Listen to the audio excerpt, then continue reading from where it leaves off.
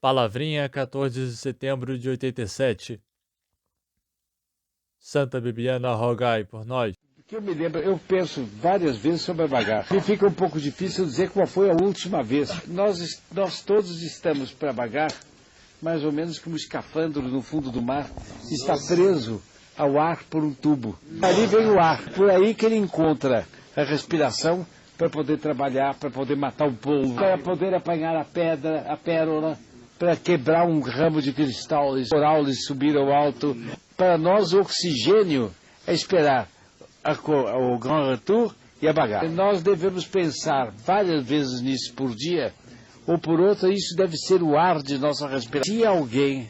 Se alguém quiser saber se vai bem ou se vai mal, um dos critérios que pode seguir para saber é exatamente ver quantas vezes por dia pensa no Grand Retour e na bagaça. Quem vai bem sente falta de ar nesse mundo de hoje. Falta de ar tem que respirar no tubo. Mas quem não sente falta de ar no dia de hoje, no fundo, está aceitando a revolução. Então não vai bem. Agora, qual foi o último pensamento que eu tive? Eu compreendo a pergunta, compreendo a resposta. São tantos os pensamentos, tantas vezes que pensei.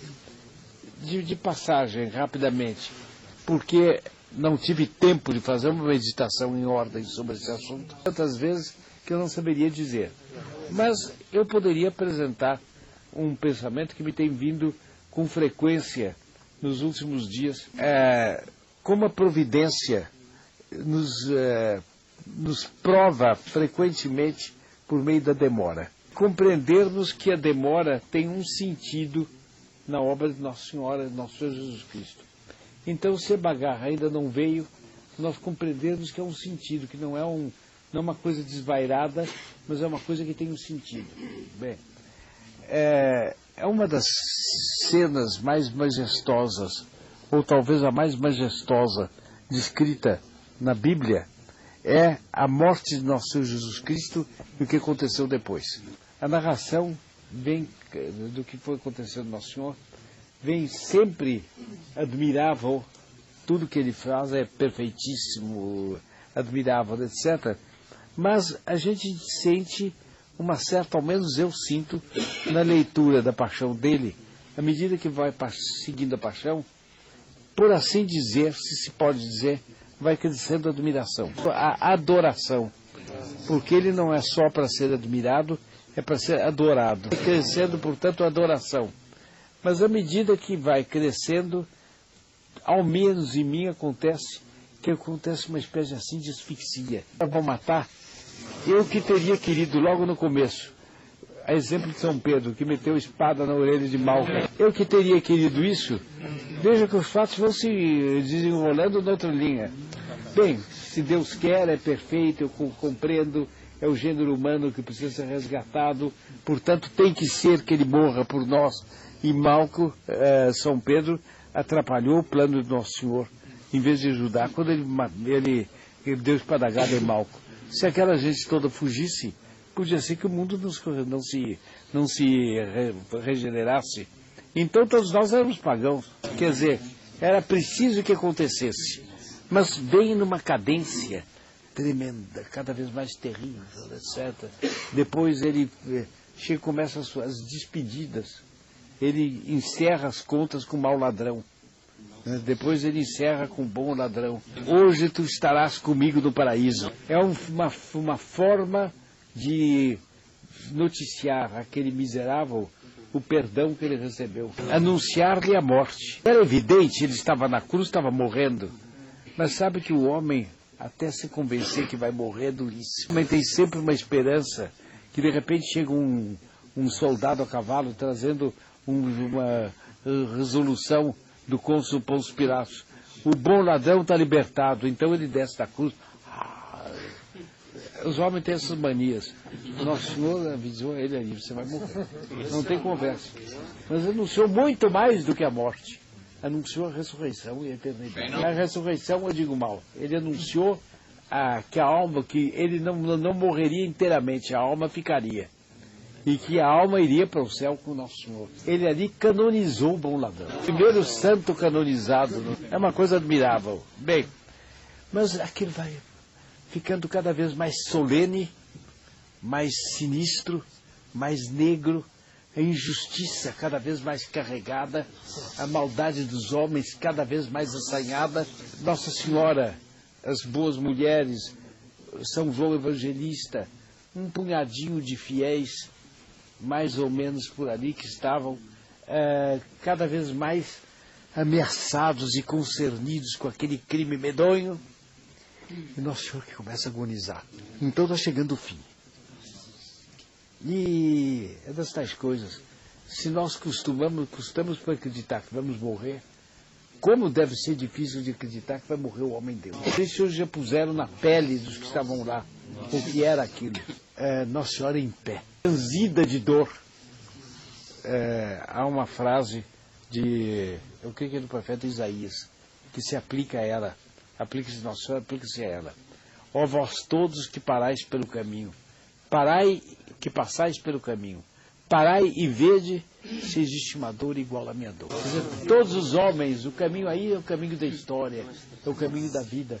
Todos os homens que olharem para essa dor, parem e vejam se há uma dor igual, porque não há. De repente, irrompe um brado de Nosso Senhor. Mas que beleza deve ter o brado de Deus. Os senhores já pensaram o timbre de voz dele? Se dissessem para um de nós, você vai ver ouvir o timbre de voz dele no fundo da bexiga. Lá se consegue ouvir. Quem chega lá, os anjos trazem o timbre dessa voz. Nós tomamos imediatamente o avião e íamos para dentro. Ouvir o timbre de voz do nosso Senhor Jesus Cristo, mas qualquer coisa. Não queremos outra coisa do que ouvir o timbre de voz dele. Mais belo do que qualquer música, mais nobre do que qualquer vento, contendo em si a expressão de toda a ordem do céu e da terra. Mas esta voz tão admirável geme.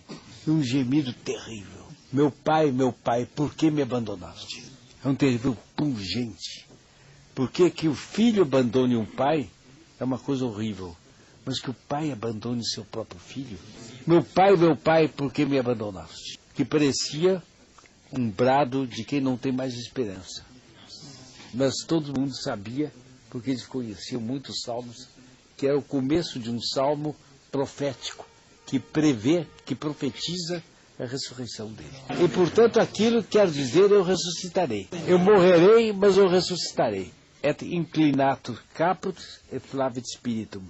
E tendo inclinado a sua cabeça, ele exalou o espírito. Nesse momento, dá-se uma série, o Bossuet, o grande bispo de Meaux, orador sacro francês, disse assim, que começaram então os funerais do Filho de Deus, organizados pelo próprio Deus. Porque no momento em que ele expirou, a terra inteira tremeu. Um véu sacral que dividia o templo de alto a baixo rasgou-se com o terremoto. E as sepulturas dos justos se abriram. E eles saíram enfaixados, como os judeus enterravam seus mortos, em faixas de pano, né? Enfaixados, provavelmente de olhos fechados, andando e recriminando os judeus pelo crime. Tempestades, relâmpagos, cólera infinita de Deus. Alguém perguntasse, quando é que vem o dia da destruição de Jerusalém? Que ele profetizou. Agora vai ser destruída Jerusalém. Quando é que vem? A gente diria amanhã. Por quê? Porque acaba com essa porcaria. Acaba logo. Sabe quanto levou tempo entre isso e a destruição de Jerusalém? 40 anos. Então, quando é que vem a dispersão? Quando vem o castigo? Quando é que esse povo vai ver? Quando é que chega o momento para espraiar a religião católica? Uma coisa mais terrível. E é a seguinte, umas 3 vezes ou 4, os católicos saíram de Jerusalém julgando que tinha chegado a hora. Com certeza todos caçoaram deles. E alguns dias depois eles voltaram porque estava tudo em ordem. Já podem imaginar a vergonha? Quer dizer, como a gente tem que esperar as esperas de Deus? A gente dirá, mas por que Deus fez isso? A gente me espanta a candura da pergunta. Os próprios que eram seguidores dele não abandonaram na hora da morte? Eles não precisavam ter uma boa punição? E nós sabemos, por nós mesmos, que a demora é uma das piores punições. Nada de rabugice porque está demorando. Tornemo-nos mais fervorosos que nós apressamos o Grand Retour e a Bagarre.